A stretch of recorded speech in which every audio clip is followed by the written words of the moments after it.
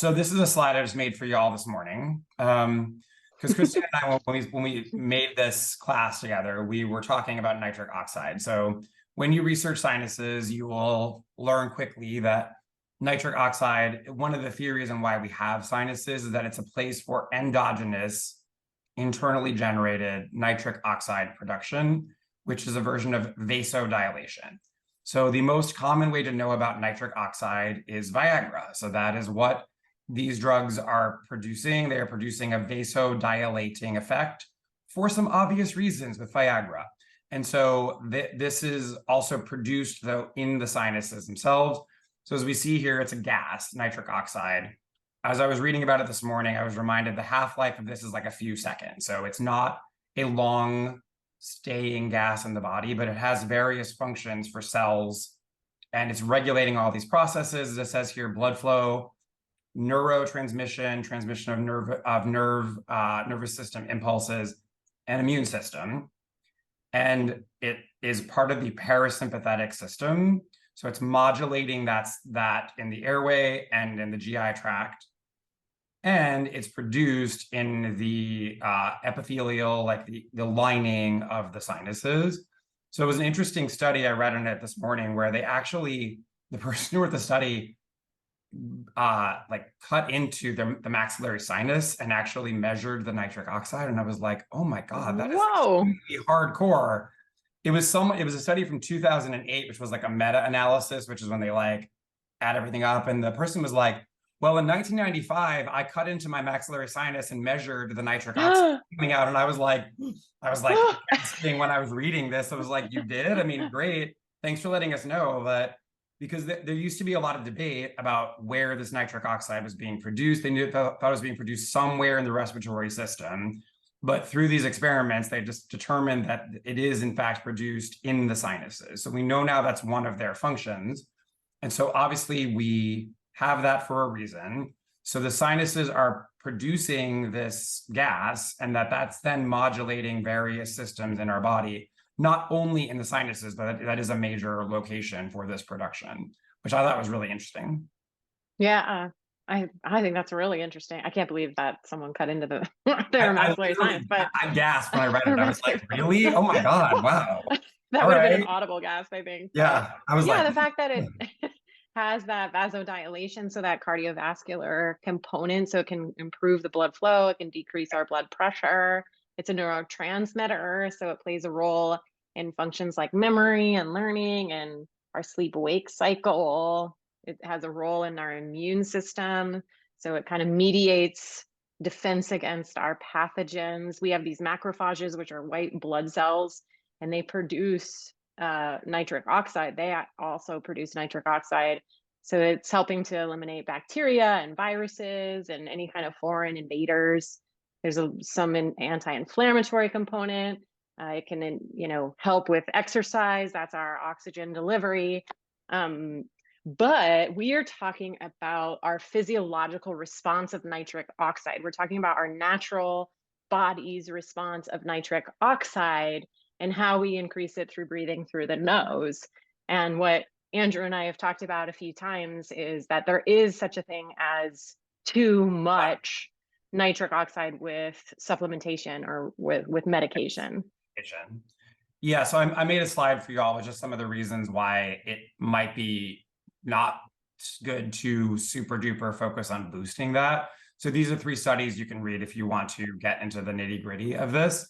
The main reason I wanted to present this is just because sometimes when I read about the sinuses in like blogosphere stuff, what I see is stuff like, well, we want to always boost nitric oxide. That's always good.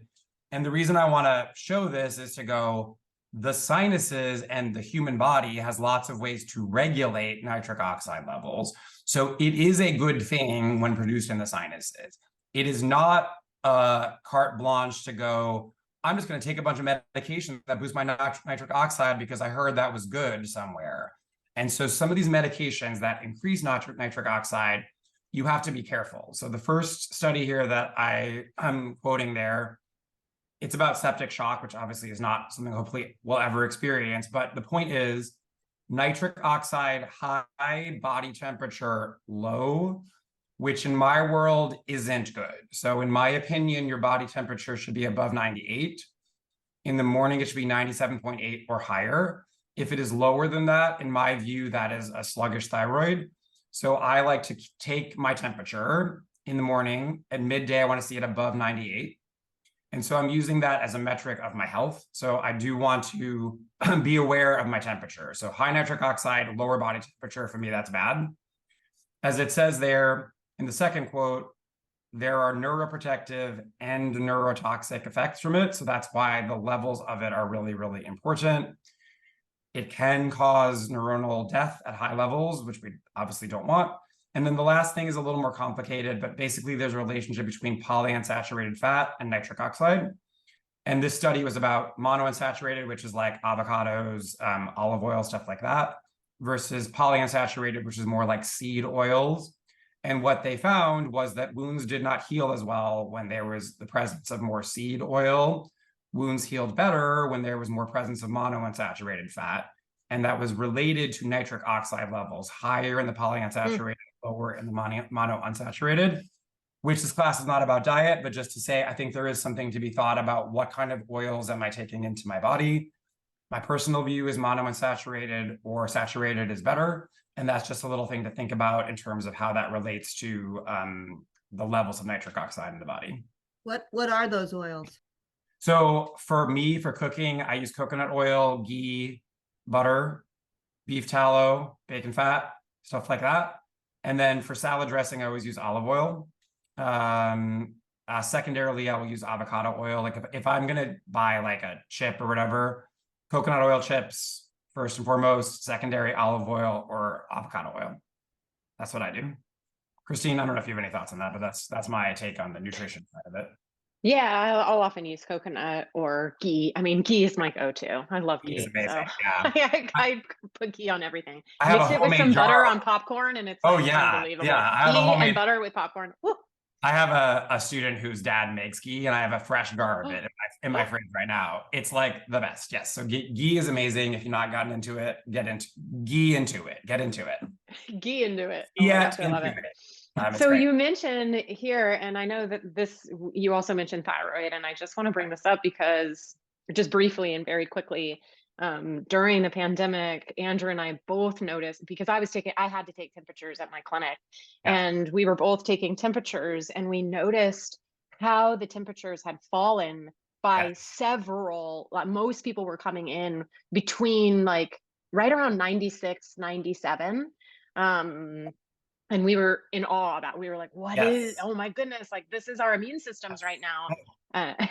So anyway, you had mentioned kind of the it's temperature and we saw such a huge change during the pandemic that I just wanted to bring that up. It was like, it's a weird silver lining because I've been taking my temperature for 15 years. And like, in a way, it was kind of like, this is good that everyone's having to take their temperature because you're actually like, holy shit, my temperature is 96.3 or whatever, which is, just to be clear, a sluggish metabolism, which I don't think is ever good. So it's something that's pretty easy to do and be like, I use it infrared. If you're going to do it, you hold it on your temple for 10 seconds, let the heat build, and you go boop, look at your temperature. So that's something that can be cool to know about. Yeah, that's so cool.